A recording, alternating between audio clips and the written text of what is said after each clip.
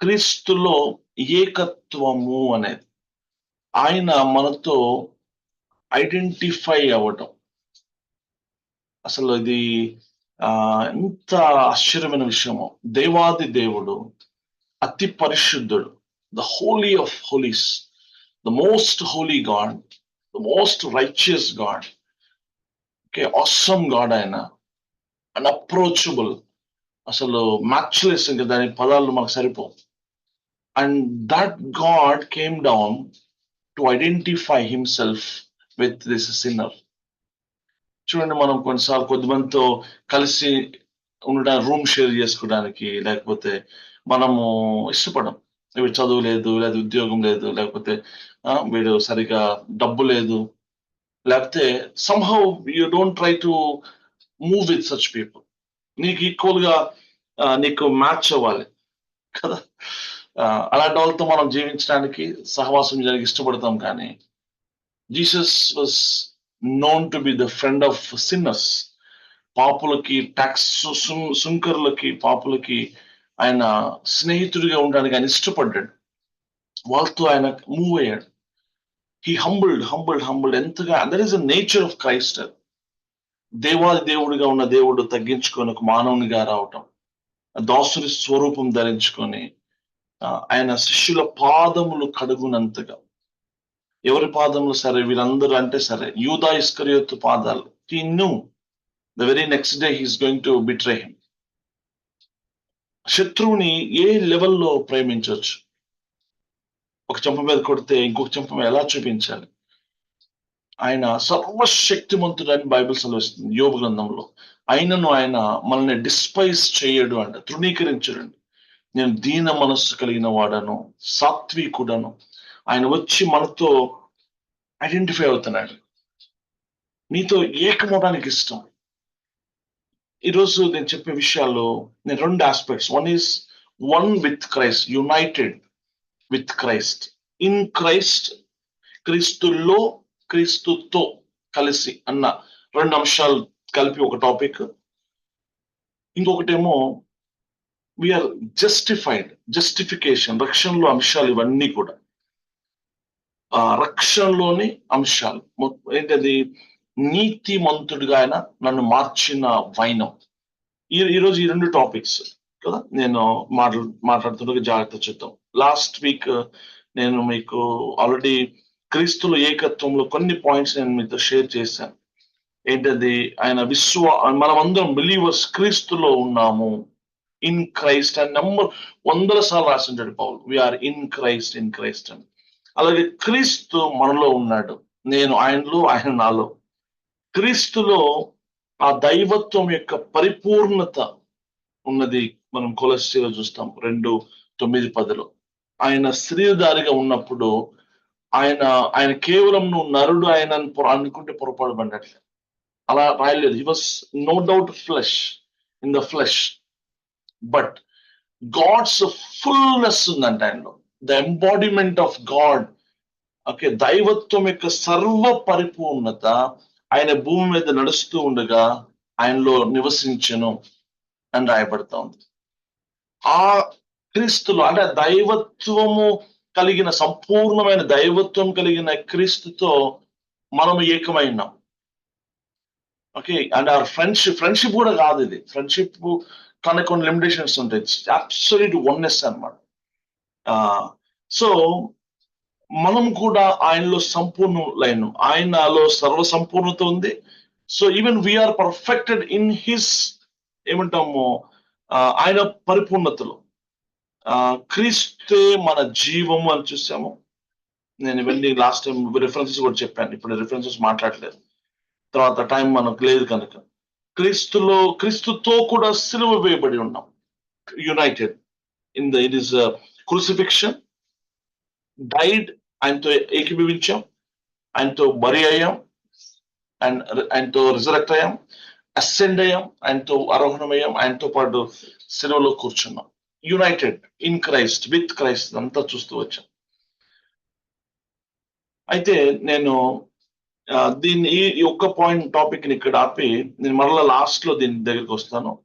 ఇప్పుడు మనము ఎలాగా ఆయనతో యునైట్ అవుతున్నామంటే, ఆయన ఫస్ట్ ఏం చేశాడంటే నన్ను బోర్న్ సిన్నర్ గా ఉన్నాను. చూడండి, ఆల్రెడీ నేను సిన్ అన్న కాన్సెప్ట్ లో చెప్తూ వచ్చాను.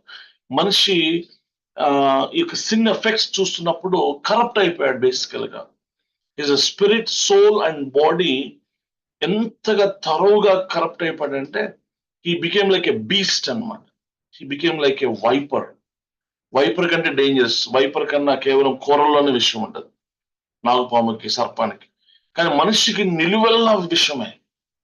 చూడండి ఈరోజు బయట జరుగుతున్న భయంకరమైన విషయాలు. ఓకే, అసలు దేవుడు ఎందుకు మనుషుని నేను తయారు చేశానా అని ఆయన సంతాపపడిన పరిస్థితి మనం ఆది కాలంలో చూస్తాం. The rotten nature of the human. అసలు యశుప్రభు చేసిన ఈ యొక్క రక్షణ కార్యమును అంత ఈజీగా చూడకూడదు పిల్ల. ఈ ప్రాచీన పురుషుడు వాడు రెబెల్ అన్నమాట, లొంగడు, దేనికి లొంగని వాడిని ఆయన యాక్చువల్గా ఫినిష్ చేశాడు, చంపివేశాడు అనమాట. ప్రాచీన పురుషుడు, మానవుడు మృగంలా బిహేవ్ చేస్తున్న ఒక క్రైస్తవుడు అలా చేయటానికి చేయలేడు, చేయకూడదు. ఎందుకంటే క్రైస్తవుడిలో ఈ ప్రాచీన పురుషుడు మృగాన్ని ఆయన చంపేసేసాడు. Old man is crucified. You must believe that. So ఈ యొక్క మనిషి కరప్ట్ అయిపోయాడు, మనిషి మానవుడు అంతా కూడా. ఓకే, నేను ఏం చెప్తున్నాను, నీతిమంతుడుగా, జస్టిఫికేషన్ గురించి. సో అటువంటి మానవుణ్ణి చూడండి, his mind is corrupted, dark and understanding, hard and heart. ఇవి నేను ఎంతైనా చెప్పగలుగుతాను. I'm talking about myself, I'm talking about yourself. You can put your name in this. నీ గురించి, నా గురించే మాట్లాడుతున్నాం. అంత వర్స్ట్ గా మనము మారిపోయాం కదా. న్యూస్ చూసినప్పుడు మనం చూడటం మంచిదేమో, న్యూస్ ఏం జరుగుతుందో. అసలు మానవుడు ఇంత దిగజారిన స్థితిలో ఉన్నాడా అనేసి. మన జాతే, మనము వాళ్ళు ఒకే లెవెల్ అన్నమాట. ఒకే పడిపోయిన స్థితి కలిగిన మనము ఇలాంటి పనులు చేయడానికి కెపాసిటీ ఉన్నవారం మనం. అయితే అటువంటి మానవుణ్ణి ప్రభు రక్షించాడు. సీతాకోక చిలుక మీరు చూడండి, గొంగలి పురుగు సీతాకోక చిలుకగా మారటం, మెటామార్ఫసిస్, రూపాంతరం చెందటం. ఎంత ఆశ్చర్యం కదా, మిరకల్ కదా అది. ఒక గొంగలి పురుగు ఎంత భయంకరమైన జుగుప్సాకరమైన పరిస్థితి నుంచి ఒక బ్యూటిఫుల్ బటర్ఫ్లై బయటకు వస్తుంది. యేసుప్రభు ఎగ్జాక్ట్ గా అది చేశారు రక్షణలో. అటువంటి నన్ను క్రీస్తులాగా మార్చడానికి ఆయన ఈ లోకానికి వచ్చాడు, మరణించాడు ఆయన. నన్ను నీతిమంతుడిగా, ఈరోజు జస్టిఫికేషన్ అన్న దాని గురించి కొంచెం ప్రభు చిత్తం నేను స్లోగా నేను వెళ్తాను. ఈరోజు, రేపు, ఈ 2 రోజులు కూడా ఈ 2 విషయాల గురించి నేను మీతో మాట్లాడతాను. చాలా స్లోగా, కేర్ఫుల్ గా వినడానికి ప్రయత్నం చేద్దాం. అటువంటి మనల్ని ఆయన రక్షించాడు, క్షమించాడు, ఆ పాపము క్షమించాడు, అంగీకరించి తర్వాత నాలో ఆయన ఒక కార్యం చేశాడు. మీరు చూస్తే యాక్చువల్గా ఏం జరిగింది, పాపం వల్లనే చచ్చిన స్థితిలో ఉన్న, అపరాధం వల్ల చచ్చిన డెడ్ అనమాట. అంటే టోటలీ డెడ్. దేవుని స్వరం వినే పరిస్థితి లేదు, దేవుని చూచే కనులు లేవు, దేవుని ఏమంటారు హృదయం స్పందించే పరిస్థితి నాకు లేదు. ఎక్స్క్లూడెడ్ ఫ్రమ్ ద లైఫ్, జీవం నుంచి వేరుపరచబడ్డాను. ఇక ఏంటంటే ఇక కండెమ్డ్, ఆల్రెడీ కండెమ్నేషన్ లో నరకానికి వెళ్తున్న నన్ను ఆయన నా పట్ల జాలి చేస్తున్నాడు, ప్రేమ చూపించాడు, కనికరం చూపించాడు. ఏం చేశాడు తెలుసా, తన పరిశుద్ధాత్మ ద్వారా ఆ నిత్య జీవాన్ని తెచ్చి నాలో ఇట్లా ఒక బాటిల్లో ఏమంటాం జీవాన్ని పోసినట్లుగా ఆయన నాలో తన జీవాన్ని పోసాడు అనమాట. ఈ బ్రీత్ దిస్ లైఫ్. ఒక్కసారిగా నాలో జీవం వచ్చింది. చూడండి, ఒక క్లే ఆదామును దేవుడు తయారు చేసినప్పుడు మట్టి ముద్ద, dead, like it was dead ఉంది, బాడీ రూపం అయితే ఉంది కానీ మట్టి ముద్దలా ఉన్నాడు. కానీ దేవుడు ఊదినప్పుడు, ఆయన జీవం వెళ్ళినప్పుడు నరుడు జీవాత్మ ఆయన. అట్లాగా వివర్ బోర్న్ డెడ్. పాపం వలన, అపరాధం వలన చచ్చిన స్థితిలో ఉన్న నన్ను ఆయన క్రీస్తుతో బ్రతికింప చేశాడు మరలా. ఎలా జరిగింది అది? అదే రక్షణ, అదే రీజనరేషన్ అంటాం. హోలీ స్పిరిట్ గాడ్ చేశాడప్ప. యేసు ప్రభువు చేసిన యొక్క రక్షణ కార్యాన్ని తీసుకొచ్చి నాకు అన్వయింప చేశాడు. హీ బ్రీత్ రమణ, ఆయన ఆత్మను, జీవాత్మను నాలో తీసుకొచ్చాడు. సడన్ గా నేను ఇట్లా లేచాను అనమాట. సడన్ గా బ్రతికాను. When I came to life, sudden గా ఏమైపోయిందంటే నా సిన్ నాకు భారం అయిపోయింది. సో డిఎల్ ముడి గారు వాక్యం చెప్తున్నారంట, పాపం భయంకరమైనది, అది పాప భారం ఘోరమైనదని చెప్తుంటే ఆ ఫ్రంట్ లైన్ లో కూర్చోండి ఒకడు, ఏంటని అట్లా చెప్తారు, పాప భారం చాలా భయంకరమైనది, ఘోరమైందని. I don't feel any pain, నాకే ఒక గ్రామ్ బరువు కూడా నేను ఫీల్ అవ్వట్లేదు అన్నాడు. నాకేం భారం లేదు అన్నట్టు. అవునా, ఆయన అన్నాడంట, ఒక చచ్చిన శవం మీద 100 కిలోల బరువు పెట్టినా అదేమి భారంగా ఫీల్ అవ్వదు అని చెప్పాడంట. అంటే ఇండైరెక్ట్ చెప్పాడు, you are a dead man, dead in the sin, transgressions తో, ఇనిక్విటీతో you are dead. How can you? And when the Holy Spirit revives a man, suddenly he feels that burden of the sin.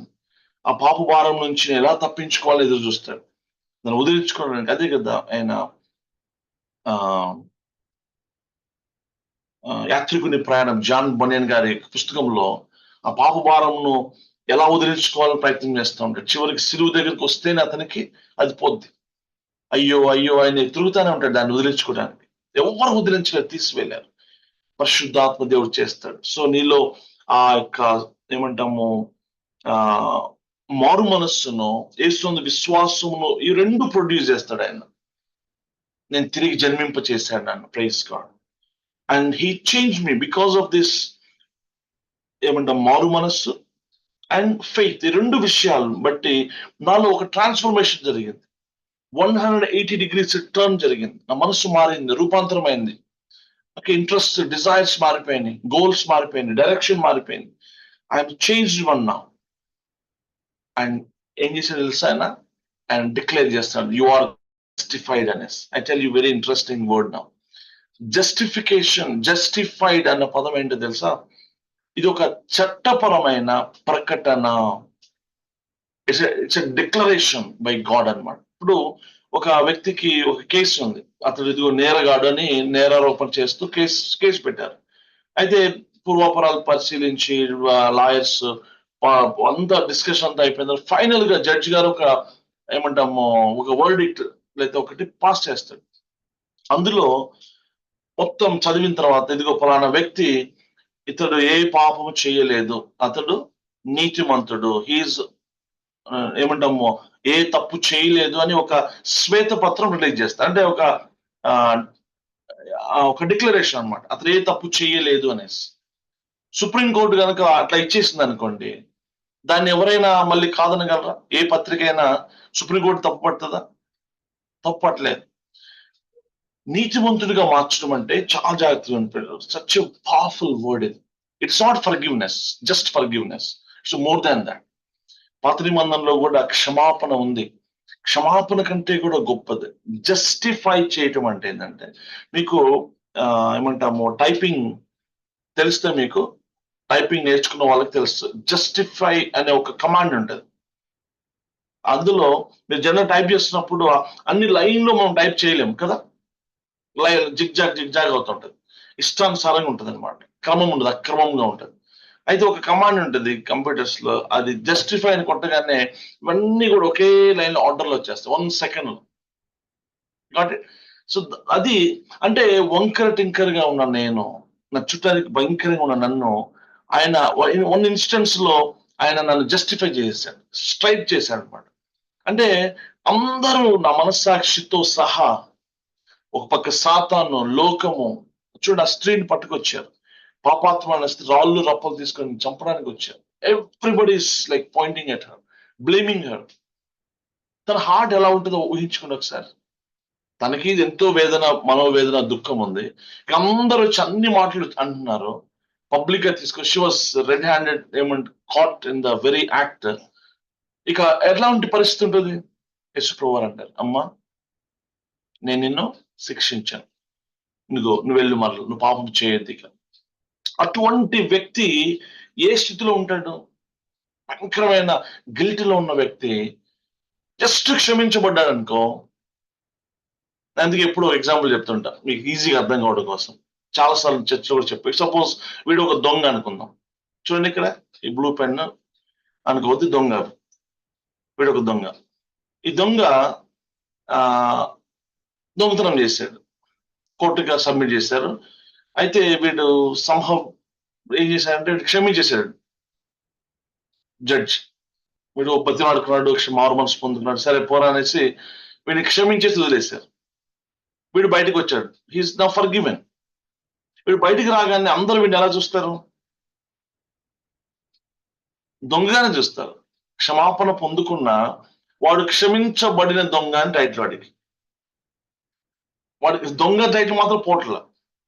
మీరు చూస్తే కనుక ఇది మనకి literal గా పాత నిబంధనలో ఈ యొక్క జస్టిఫికేషన్, యేసుక్రీస్తు రక్తం వచ్చేదాకా వారికి దొరకలేదు అనడానికి ఒక ప్రూఫ్ చెప్పనా? మీరు మాథ్యూ 1st చాప్టర్ చూస్తే జీనియాలజీలో డేవిడ్ ని స్టిల్ అదే స్టోరీ రిపీట్ అవుతుంది. ఊరియా భారీగా ఉండిన అబిగైల్ ద్వారా పుట్టిన సొలొమోను డేవిడ్ వైఫ్ అని చెప్పబడలా. డేవిడ్ చేసిన పాపం మరలా జ్ఞప్తిలోకి తీసుకొచ్చాడు. దేవుడు చూడండి ఎంత రైచియస్ అసలు. యేసు రక్తం వచ్చి కడిగే వరకు కూడా ఆ జ్ఞప్తి అలా ఉండాల్సిందే. We are not justified. Justification is done only by the blood అన్నమాట. వీడేంటి, ఎవరు ఇప్పుడు క్షమించబడిన దొంగ, అందరూ దొంగలని చూస్తారు. అయితే నూతన నిబంధనలు ఏమైతే తెలుసా, వీడు దొంగతనం చేసినప్పటికి కూడా వీడు ఒక్కసారి ప్రభువుని నమ్మిన తర్వాత దేవుడు అంటాడు వీడు దొంగతనం చేయలేదు అంటాడు. ప్రపంచం అంతా ఏమంటుంది, వీడు దొంగతనం చేశాడు అంటుంది. కానీ సర్వలోక న్యాయాధిపతి ఆయన ఏమంటాడంటే no, he justified, just as if he has never committed any crime, any sin అన్నట్లుగా చూస్తాడు దేవుడు. అంటే హీ హాస్ వాష్డ్ అవే అన్నమాట. అసలు ట్రేస్ కూడా లేదు. పాపం చేసిన ఆనవాళ్ళు కానీ, జ్ఞప్తి కానీ, కండెమినేషన్ కానీ, గిల్ట్ కానీ రికార్డ్ ఎక్కడా లేదు. అసలు రికార్డ్స్ మొత్తం ధ్వంసం చేసేసాడు దేవుడు, తన రక్తంతో కడిగి పడేశాడు అనమాట. There is no record of his sin, erased permanently, totally. సముద్రపు అగాధంలో పడేశాడని రాయబడింది ఒక చోట. తర్వాత ఆయన తన వీపు వెనుకాల ఇసిరేసేసుకున్నాడంట. I will not remember your sins any more, you are justified. ఎవరైనా సుప్రీంకోర్టు కాదు ఇది, హీఈస్ ద బాస్ అన్నమాట. ప్రపంచం మొత్తానికి, సృష్టి మొత్తానికి న్యాయాధిపతి. ఆయన డిక్లేర్ చేసినాక ఇంకెవడు నోరెత్తగలడు, ఎవడు మాట్లాడగలడు? హెబ్రీ పత్రికలో మనం చూస్తాం, మనం సీనాయి దగ్గరికి రాలేదు, సియోను కొండ దగ్గరికి వచ్చాము, ఇంకా యేసు రక్తం దగ్గరికి వచ్చాము. అక్కడ ఒక మాట రాస్తాడు, న్యాయాధిపతి, సకల సృష్టికి న్యాయాధిపతి దగ్గరికి వచ్చాము అనేసి. ఆయన ఏది చెప్తే అది ఫైనల్. ఓకే, చిన్నప్పుడు నేను భాష సినిమా చూసాను అనమాట. అందులో ఒక డైలాగ్ ఉంటుంది, భాష ఇట్లా నేను ఒక్కసారి చెప్తే 100 సార్లు చెప్పినట్లే అంటాడు. అట్లా దేవుడు ఒక్కసారి ఆయన డిక్లేర్ చేస్తే, when he said Sridhar is righteous, that's it, period అనమాట. I'm righteous, I'm made righteous, declared అనమాట. ఆయన అన్న తర్వాత ఇక దానికి తిరిగి ఉంటుంది. దేవుడు ఆ మాట అంటే తన చట్టమైన తీర్పును ఆయన ప్రకటిస్తే దానికి ఇక తిరగలేదు. ఫర్ ఎగ్జాంపుల్ యోహాను సువార్త 5వ అధ్యాయం 24 చూడండి ఒకసారి. యోహాను సువార్త 5వ అధ్యాయం 24వ వచనం. నా మాట విని నన్ను పంపిన వాని యందు విశ్వాసం ఉంచువాడు నిత్య జీవం గలవాడు, వాడు తీర్పులోనికి రాడు. ఎందుకు రాడు? వాడి మీద ఏ నేరారోపణ లేదు. ఇప్పుడు తీర్పులోనికి రావాలంటే తన మీద ఏదైనా ఒక నేరారోపణ ఉండాలి, దాని మీద ఒక అభియోగం మోపి ఉండాలి, అతను ఏదైనా తప్పు చేసి ఉండాలి. కానీ వీడి తీర్పులోనికి రాడు, రాక మరణంలో నుండి జీవంలోనికి దాటి ఉన్నాడని. చూడండి, ఇక్కడ దాటి ఉన్నాడు, హి ఆల్రెడీ పాస్ట్, క్రాస్డ్ అనమాట, వెళ్ళిపోయాడు అందులోంచి. ఎంత గొప్ప కార్యం చూసారు ఎప్పుడన్నా? తర్వాత God is the author of this justification. గలతీ పత్రిక 3:8 చూద్దాం ఒకసారి. గలతీ పత్రిక 3:8 వచ్చు. దేవుడు విశ్వాస మూలముగా అన్యజనులను నీతిమంతులుగా తీర్చునని లేఖనము ముందుగా చూచి మీ యందు అన్యజనులందరూ. దేవుడు చూడండి, ఎవరు చేశారంట? దేవుడు విశ్వాస మూలముగా దేవుడు విశ్వాస మూలముగా అన్యజనులను నీతిమంతులుగా తీర్చునని లేఖనం ముందుగా చూచి నీ అందు అన్యజనులందరూ ఆశీర్వదించబడుదురు అని అబ్రహామునకు సువార్తను ముందుగా ప్రకటించెను. ఫస్ట్ సువార్త పొందుకున్న అబ్రహాం బైబిల్ ప్రకారం. ఓకే, సువార్తను పొందుకుంది అబ్రహాం. ఏంటి సువార్త? The whole world will be made righteous. ఏ భేదం లేదు, నీతిమంతుడు లేడు, ఒక్కడు లేడు, అందరూ పనికి మాలిన వారయ్యారు, అందరూ పాపం చేశారు, అందరూ తప్పిపోయారు, అందరూ నరకానికి వెళ్తున్నారు. కానీ ఏంటి సువార్త అబ్రహాం చెప్పింది? అబ్రహామా, అనేక అన్యజనులు విశ్వాసం ద్వారా నీతిమంతులుగా తీర్చబడతారు. You will become the father of nations అనేసి. ఆమేన్. సో దేవుడే చేశాడని రాయబడింది అక్కడ. మీరు చూస్తాను, దేవుడు he is the author of this justification. ఆయనే ఇష్టపడి చేశాడు. అండ్ ఈ నీతిమత్వానికి, ఈ జస్టిఫికేషన్ కి ఏజెంట్ ఎవరు? ఎవరి ద్వారా చేశాడు? దేవుడు చేశాడు. ఎలా చేశాడు? క్రీస్తు ద్వారా చేశాడు. Christ is the agent of justification. గలతీ పత్రిక 2వ అధ్యాయము 15 నుంచి 17 వరకు చూద్దాం. మనము జన్మము వలన యూదులమే గాని అన్ని జనులలో చేరిన పాపులము కాము. మనుష్యుడు యేసుక్రీస్తునందలి విశ్వాసము వలననే గాని యేసుక్రీస్తునందలి విశ్వాసము వలననే కాని ధర్మశాస్త్ర సంబంధమైన క్రియల మూలముగా నీతిమంతుడుగా తీర్చబడడని. అంటే ఏ యూదుడు కూడా, ఏ ఇజ్రాయేలుడు కూడా నీతిమంతుడుగా తీర్చబడ్డ ధర్మశాస్త్రం ద్వారా. Though the law is given, మనకంటే ముందు 1500 సంవత్సరాల క్రితం లా ఇచ్చిన అర్థమవుతుందా? ధర్మశాస్త్రం వలన వాళ్ళే నీతిమంతులుగా తీర్చబడలేదు. కాబట్టి వాళ్ళు కొంత ప్రొటెక్ట్ చేయబడ్డారు. లోకంలో కలిసిపోకుండా యూదుల్ని ఇజ్రాయెల్ని ప్రొటెక్ట్ చేస్తూ వచ్చి ప్రిజర్వ్ చేయడానికి వాడాడు అప్పుడు ఒక పెద్దబాల శిక్షకునిగా. అంతేగాని ధర్మశాస్త్రం వాళ్ళు నీతిమంతులుగా తీర్చలేకపోయింది. సో కేవలము వారు కూడా యేసునందు విశ్వాసం ఉంచాల్సిందే. అంతెందుకండి, పాత నిబంధనలో అబ్రహాం కూడా నీతిమంతుడిగా ఎప్పుడు తీర్చబడ్డాడు అంటున్నారు? యేసునందు విశ్వాసం ఉంచినప్పుడే. ఆదికాండం 15వ అధ్యాయంలో చూస్తాం. యేసు అబ్రహాంని బయటికి పిలిచి పైకి చూడమంటాడు. అబ్రహాం పైకి చూసినప్పుడు అబ్రహాం దేవుని విశ్వాసం ఉంచినది అతనికి నీతిగా ఎంచబడింది అని రాయబడింది. పైకి చూసినప్పుడు పైన యేసుక్రీస్తు వారిని చూసాడు. ఆ నక్షత్రాలలో ఒక నక్షత్రం యేసుక్రీస్తు ప్రభువారు. ఎవరైనా యేసుని చూడాల్సిందే. ద హోల్ బైబిల్ ప్రపంచంలో ఎవరికైనా యేసు రక్తం కావాల్సిందే. సో చెప్పండి, ఇక్కడ ద ఏజెంట్ ఆఫ్ జస్టిఫికేషన్ అంటే క్రైస్ట్ హిమ్సెల్ఫ్. ఇందాక మనం చూసామా యోహాను సువార్త 5వ అధ్యాయం 26, 27 కూడా ఒకసారి చదువుతారు. తండ్రి కుమారుడు ఎలాగూ తనంతట తానే జీవము గల, చూడండి కేర్ఫుల్ గా, తండ్రి ఎలాగూ తనంతట తానే జీవం కలిగిన వాడే ఉన్నాడో అలాగే కుమారుడును తనంతట తానే జీవం గలవాడై ఉండుటకు కుమారునికి అధికారం అనుగ్రహించెను. కుమారుడికి తండ్రి అధికారం అనుగ్రహించెను. మరియు ఆయన మనిషి కుమారుడు గనుక తీర్పు తీర్చుటకు తండ్రి అధికారం అనుగ్రహించెను. దీనికి ఆశ్చర్యపడకుడి, ఒక కాలం వచ్చుచున్నది, ఆ కాలమున సమాధులలో ఉన్న వారందరూ ఆయన శబ్దమును విని మేలు చేసిన వారు జీవ పునరుద్ధానమునకును, కీడు చేసిన వారు తీర్పు పునరుద్ధానమునకును బయటికి వచ్చెదరు. చాలండి. తండ్రి చూసాం గలతీ పత్రికలో తండ్రి ఆథర్ కింద చూస్తే, కుమారుడు కూడా తండ్రి ఎటువంటి అధికారం కలిగి ఉన్నాడో తనంతా తన జీవం కలిగిన వాడు, కుమారుడు కూడా తనంతా తన జీవం కలిగిన వాడు. యాక్చువల్ గా యేసు ప్రభు వారు కూడా తనంతా తాను కూడా మరణం నుంచి లెగవగలడు. He had the capacity, but he did not do it. Father raised him. ఎందుకంటే తనంతా తాను జీవం కలిగిన వాడు ఆయన. He had the authority. సమస్త అధికారం ఆయన కూడా కలిగి ఉన్నాడు. కానీ ఇప్పుడు he never exercised it. తండ్రి కుమారుడి ద్వారా మనల్ని నీతిమంతులుగా చేసిన విధానం. అయితే what is the method of justification? నన్ను నీతిమంతులుగా తీర్చిన విధానము, పద్ధతి ఏంటంటే అది కృపా విధానం. కృప ద్వారా జరిగింది, దాన్ని కృప అంటాం. మీరు రోమపత్రిక 3వ అధ్యాయము 24వ వచనం చూస్తాం. కాబట్టి నమ్మువారు ఆయన కృప చేతనే క్రీస్తు యేసునందలి విమోచనము ద్వారా ఉచితముగా నీతిమంతులని తీర్చబడుచున్నారు. That's it. ఉచితముగా 4-5 వర్షాలు కూడా రోమపత్రికలో పని చేసేవానికి ఏమన్నా ఇస్తే అది జీతం అంటాం, అంతేగాని అదేమి గిఫ్ట్ కాదు కదా.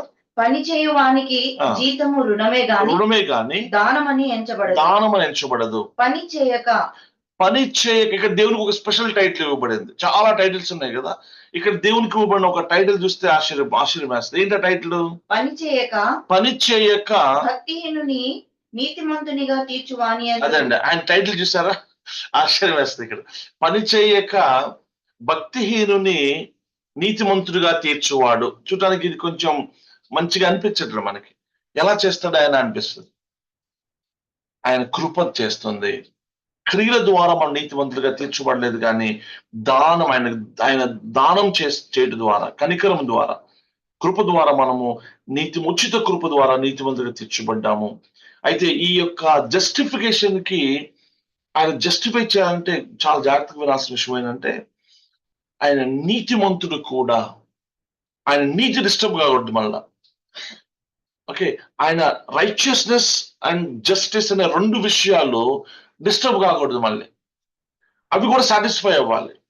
అందుకే ఆయనకి ఆధారం ఏంటి? మనం జస్టిఫై చేయడానికి ఆధారం ఏంటంటే యేసుక్రీస్తు వారి యొక్క శిలువ మరణమే.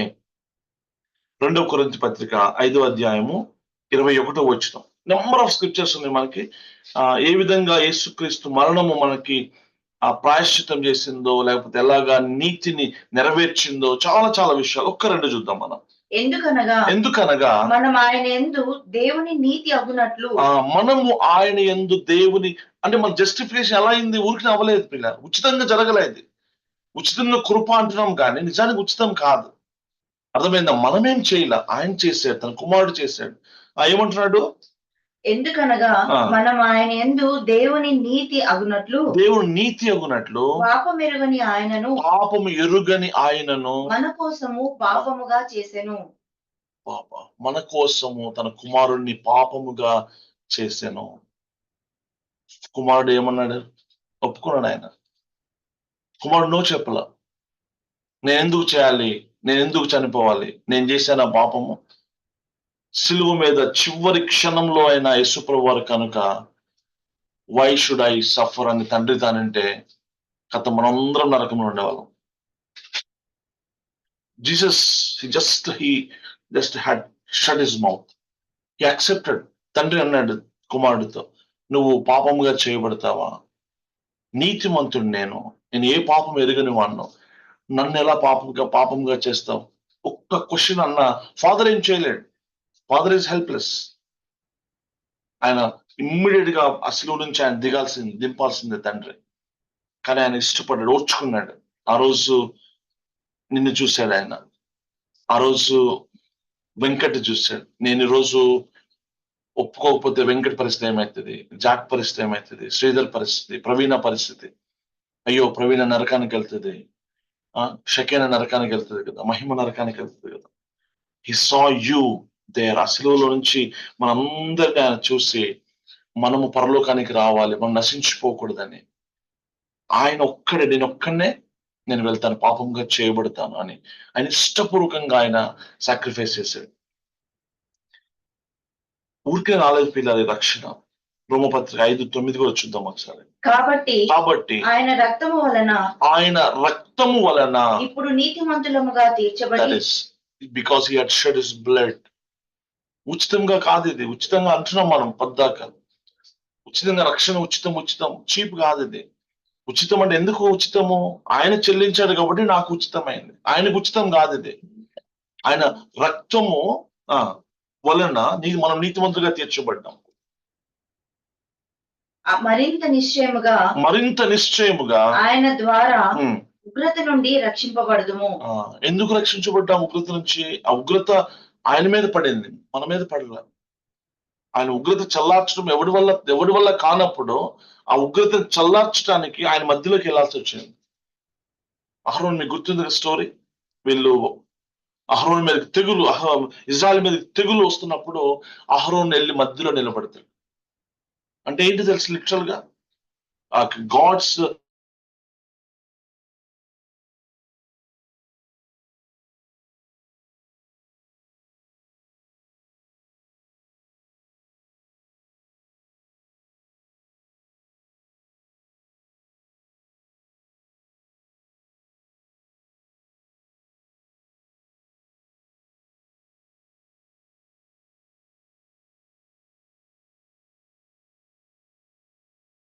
శాస్త్రం ద్వారా వచ్చే నీతి ఏంటి? External righteousness.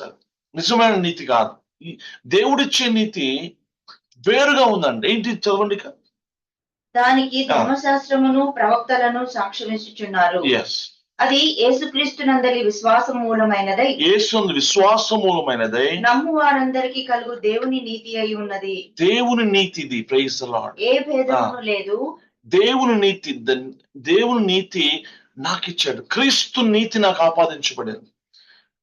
మన నీతి ఏంటి? శాస్త్రులకి పరిసయ్యులకి నీతి ఉంది. ఈ రోజు చాలా మంది మంచి వాళ్ళుగా పిలువబడే వాళ్ళు కూడా, దాన ధర్మాలు చేసే వాళ్ళు కూడా, they think that they are righteous. నీతి పనులు చేస్తున్నారు కాబట్టి. This is only the external righteousness. అందుకే మనం చేసే నీతి క్రియలు, మంచి క్రియలు ఆయన దృష్టికి మురికి గుడ్డలలా ఉన్నాయండి. అవి మనం రక్షించలేవు. ఎలా సాధ్యమవుతుంది? ఒక పాము మంచి పనులు ఎలా చేయగలుగుతుంది? అర్థమవుతుందా? లోపల ద నేచర్ సర్పము, కానీ మంచి పనులు ఎలా చేయగలదు? లోపల ఒకటి ఉంది, కానీ బయటికి మంచి పనులు చేస్తా ఉన్నాం ఈరోజు. అది మనిషిని రక్షించలేదు పిల్లలు. సో ఇంకొక మాట కూడా యెషయా 51:11 చూద్దామా? యెహోవా విమోచించిన వారు సంగీత నాదముతో సియోనుకు తిరిగి వచ్చెదరు. నిత్య సంతోషము వారి తలల మీద ఉండును. వారు సంతోషానందము గలవారగుదురు. దుఃఖమును నిట్టూర్పును తొలగిపోవును. ఎవరు విమోచించారు? ఇది యెహోవా విమోచించిన వారు. And this is the end result of that. They'll be celebrating, rejoicing. There's no condemnation, there's no guilt and no burden of the sin. అయితే మనం చేయాల్సింది ఏంటి? ఎలా జస్టిఫై అయ్యాము?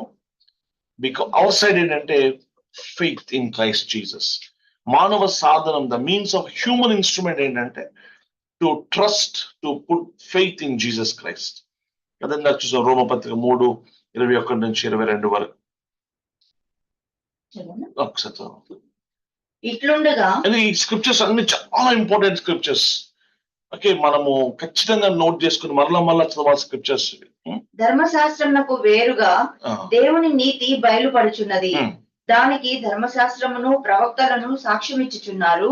అది యేసుక్రీస్తునందలి విశ్వాస మూలమైనదై నమ్ము వారందరికీ కూడా దేవుని నీతి అయి ఉన్నది. దేవుడు లోకం ఎంతో ప్రేమించాను కాగా తన అద్వితీయ కుమారుని విశ్వాసం ఉంచువాడు. Not everyone. ఎవరైతే ఆయన విశ్వాసం ఉంచుతారో వారు తీర్పులోనికి రారు, వారికి నిత్య జీవం అనుగ్రహిస్తాడు. సో మన సైడ్ నుంచి ఫెయిత్ ఏమేమి చూసాం? The author is God the Father. The agent, the means ఏంటంటే త్రూ జీసస్ క్రైస్ట్. మూడవది ఏంటంటే what is the method? Grace. దీన్ని గ్రేస్, కృప ద్వారా. And under one, what is the basis? ఆధారం ఏంటి? ఆయన నీతి న్యాయం డిస్టర్బ్ కాకూడదు అంటే ఆయన ఎవరో ఒకరు చనిపోవాలి. ఎవరు? ఆయన కుమారుడే చనిపోవాలి, రక్తం చిందించాలి. ఆయన పాపముగా చేయబడ్డాడు. లేకపోతే ఇది జస్టిఫికేషన్ అవ్వదు. దేవుడు అన్యాయం చేశాడు, తప్పు చేసినట్టు అవుతుంది, కుదరదు అనమాట. అండ్ మన సైడ్ ఏంటి? Our faith.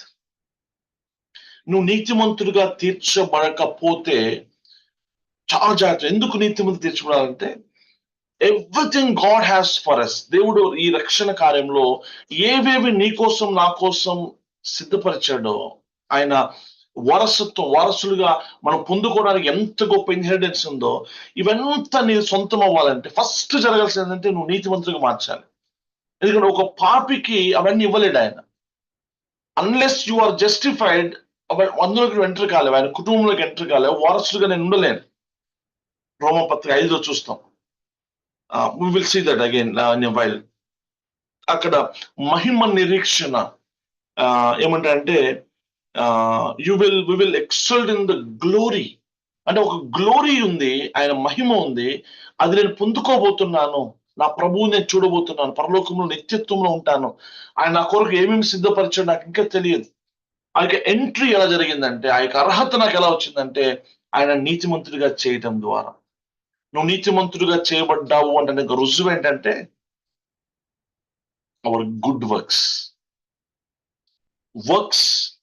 Not for the salvation but works of salvation అనాలి వీటిని. ఎఫ్ఎస్సి 2:8 క్రియల మూలంగా మనం రక్షించబడలేదు అంటే రక్షణ కొరకు క్రియలు కాదు, కానీ 10వ వచనం ఏమంటుంది? ముందుగా సిద్ధపరిచిన సత్క్రియలు చేయటానికి మనం రక్షించబడ్డాం అంటుంది. నువ్వు రక్షించబడ్డావు, నువ్వు నీతిమంతుడిగా తీర్చబడ్డావు అంటే గుర్తు ఏంటంటే, నువ్వు నీలో కొన్ని సత్క్రియలు, నీతి క్రియలు మొదలవుతాయి, నీతి క్రియలు ఆరంభమవుతాయి.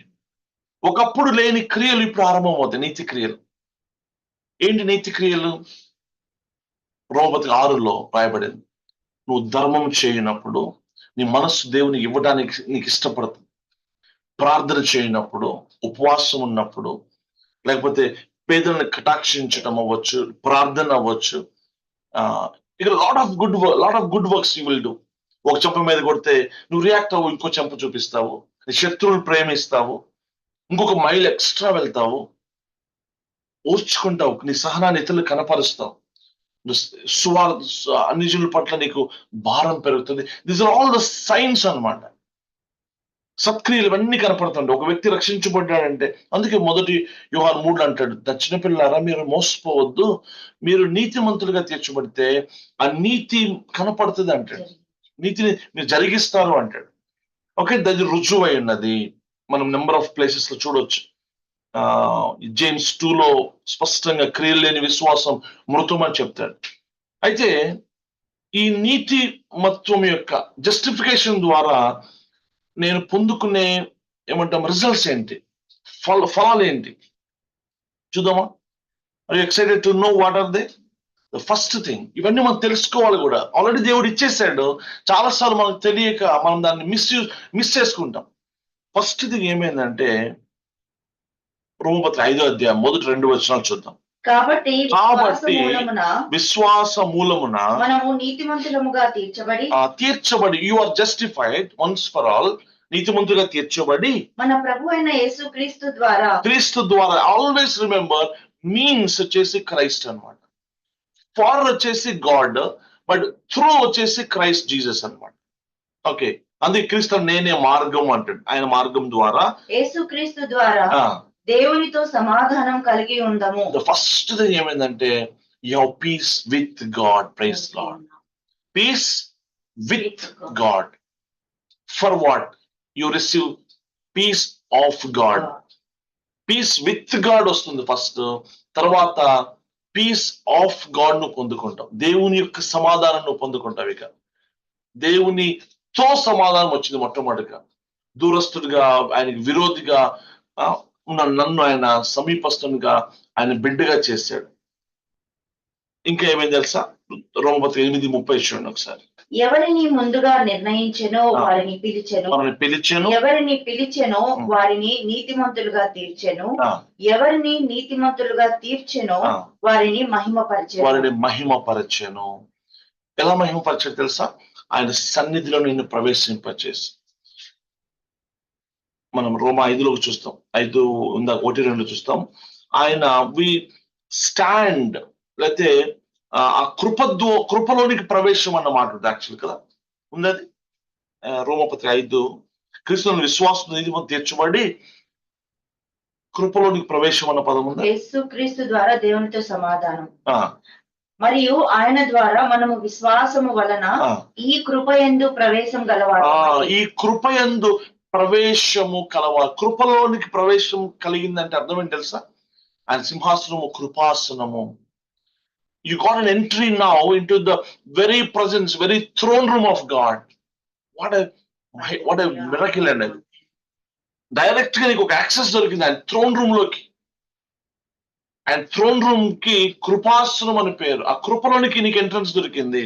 అక్కడ నీకు సమయోచితమైన సహాయం దొరుకుతుంది. రోమా 8:30 చూసాము.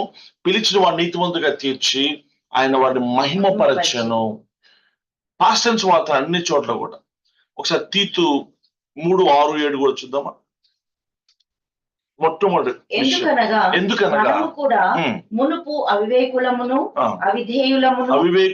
అవిధేయులము మోసపోయిన వారమును నానా విధములైన దురాశలకును భోగములకును దాసులమై ఉండి దుష్టత్వమునందును అసూయయందును కాలము గడుపుచు అసహ్యులమై ఒకరినొకరు ద్వేషించుచు ఉంటివి గాని మన రక్షకుడైన దేవుని యొక్క దయను మానవుల ఎడల ఆయనకున్న ప్రేమయు ప్రత్యక్షమైనప్పుడు ఆ, మనము నీతిని అనుసరించి చేసిన క్రియల మూలముగా కాక కాక తన కనికరము చొప్పుననే ఉమ్, పునర్జన్మ సంబంధమైన స్నానము ద్వారాను ఉమ్, పరిశుద్ధాత్మ మనకు నూతన స్వభావము కలుగజేయుట ద్వారాను ఉమ్. మనలను రక్షించెను.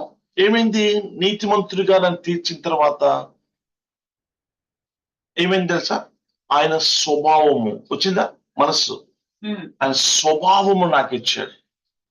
ఒక్కనే స్వభావం దగ్గర రక్షణ పునర్జన్మ సంబంధమైన స్నానం ద్వారా పరిశుద్ధాత్మ మనకు నూతన ఆ స్వభావం పరిశుద్ధాత్మ మనకి నూతన స్వభావమును కలుగజేయుట ద్వారాను ఆ మనలను రక్షించు. మనం రక్షించాం.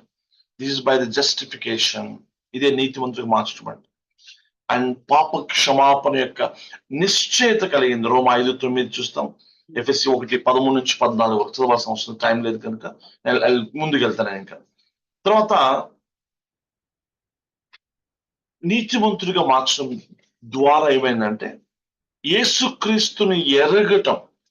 పౌలు ఫిలిప్పీ 3 అంటున్నాడు, ధర్మశాస్త్రం ద్వారా వచ్చిన నీతి కాక నా ప్రభుని యేసునందు విశ్వాసం ఉంచడం ద్వారా నీతిమంతుడిగా తీర్చబడి ఇప్పుడు నేను నా ప్రభుని యేసుని ఎరుగుతున్నాను. నోయింగ్ క్రైస్ట్ ఒకటి, పర్సనల్ గా ఇంటిమేట్ గా ఎరగటం ఒకటి. రెండవది ఆయన పునరుద్ధాన శక్తిని నేను పొందుకుంటున్నాను అంటున్నాడు. ఇవి ఇంతకు ముందు అన్ని జనులకు తెలియవు. మనం నీతిమంతులుగా మార్చబడిన తర్వాత, ఆయన కుటుంబంలో చేర్చబడిన తర్వాత క్రీస్తు ప్రత్యక్షత నీకు దినదినం పెరుగుతూ ఉంటుంది. పునరుద్ధాన బలం పెరుగుతూ ఉంటుంది. You start overcoming everything. ఈ పునరుద్ధాన బలం నాకు ఎందుకు? To overcome sin, to overcome the world, to overcome the flesh, to overcome the devil. పాతాళ శక్తులన్నింటినీ జయించింది పునరుద్ధాన శక్తి. పౌలు అదే అంటున్నాడు, నాకు ఏ విధం చేత నాకు ఐ వాంట్ దిస్. అయితే ఎలా జరిగింది ఇది? Paul was blameless according to the law. Law ప్రకారము నీతిమంతుడుగా ఎక్స్టర్నల్ కనపడ్డాడు, కానీ ఆయనకు అర్థమైపోయింది అదంతా పెంటలా కనిపించింది అతనికి. అదంతా నష్టంగా ఎంచుకున్నాడు. మరి ఏది అతనికి ప్రశస్తమైన కనిపించింది? ఏం తెలుసా? యేసునందు విశ్వాసం ఉంచడం ద్వారా పొందిన నీతి అంటున్నాడు. తద్వారా మాత్రమే యేసుని ఎరిగాను అని మాట రాస్తున్నాడు. ఈవెన్ రోమపత్రిక 6వ అధ్యాయం 5వ వచనం ఒకసారి చూస్తే 6:5 అండి. ఆయన మరణం యొక్క సాదృశ్యమందు ఆయనతో ఐక్యం గలవారమైనడలా ఆయన పునరుద్ధానం యొక్క సాదృశ్యమందును ఆయనతో ఐక్యం గలవారమై ఉందుము. ఇది జరిగింది. ఆయన పునరుద్ధానంలో ఐక్యం కలిగిన వారమయ్యాం. ఇది this is also result of the justification through his blood. ఇంకా శిక్షా విధి నుంచి ఆయన నన్ను విడుదల కలగజేసి స్వేచ్ఛనిచ్చాడు. రోమా 8:31-34 చూస్తూ 31 నుంచి చూసిన రోమా 8లో క్రీస్తు నందు వారికి ఏ శిక్షా విధి లేదు. అవి చదవడం టైం లేదు, నేను ముందుకు వెళ్తాను. So there is no condemnation for those who are in Christ. శిక్ష అనేది లేదు. అందుకే మనము ఇందాక యోహాను 5లో కూడా చూసాం, వారు తీర్పులోనికి రామిక మనం క్రీస్తు నందు ఉన్న వాళ్ళు దాటిపోయారు అనమాట. ఎవ్వరు మనల్ని అక్యూజ్ చేయలేరు, అభియోగం మోపలేరు. ఎందుకంటే we are declared righteous by God. And another one రోమా 6:14 చూస్తాము, మనము ఈ కృప కిందకు వచ్చాము కనుక పాపం ఇక నీ మీద ప్రభుత్వము చేయొద్దు. Sin has no dominion over you. తర్వాత అండ్ దత్తపుత్ర ఆత్మ దేవుడిచ్చి now you become the son and daughter. ఆయన కుటుంబంలో నేను చేర్చబడా. రోమా 8:15 నుంచి చూస్తాం కదా. తర్వాత and when he sees you, this is amazing. దేవుడు ఇప్పుడు నిన్ను చూసిన ప్రతిసారి నిన్ను వెంకట్లా చూడడు, జాక్లా చూడడు. నిన్ను ఆయన ఎలా చూస్తారు sir? he sees you in Christ అన్నమాట.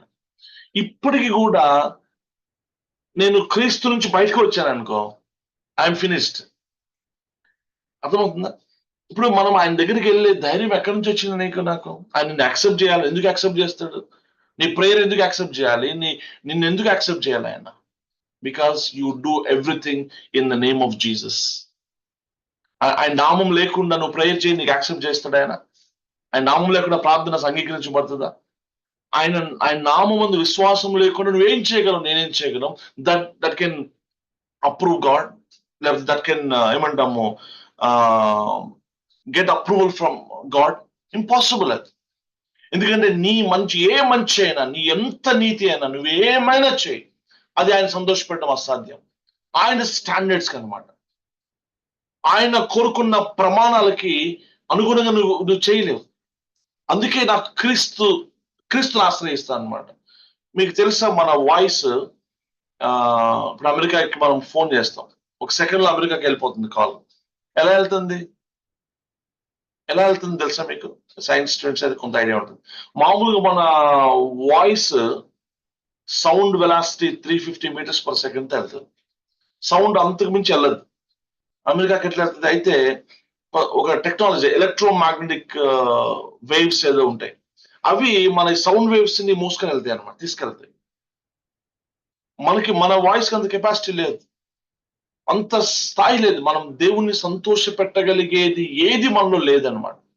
There nothing good dwells in me, Paul clear చెప్తాడు. అయితే ఈ రోజు నన్ను అంగీకరించాలంటే అందుకే ఆయన నామం నేను ఆశ్రయిస్తాను. దేవుని దృష్టిలో ఇప్పుడు నేను నీతివంతుడిగా క్రీస్తుని బట్టి నేను మార్చబడ్డాను. ఒక్క స్క్రిప్చర్స్ చూద్దాం. రోమా 5:17 చూడండి ఒకసారి. మరణము ఒకని అపరాధ మూలమున వచ్చినదై ఆ ఒకని ద్వారానే ఏలిన ఎడల కృపా బాహుల్యమును నీతి దానము పొందువారు జీవం గలవారై మరి నిశ్చయంగా యేసుక్రీస్తును ఒకని ద్వారానే ఏలుదురు. యేసుక్రీస్తు అను ఒకని ద్వారానే ఏలుదురు. ఆమేన్.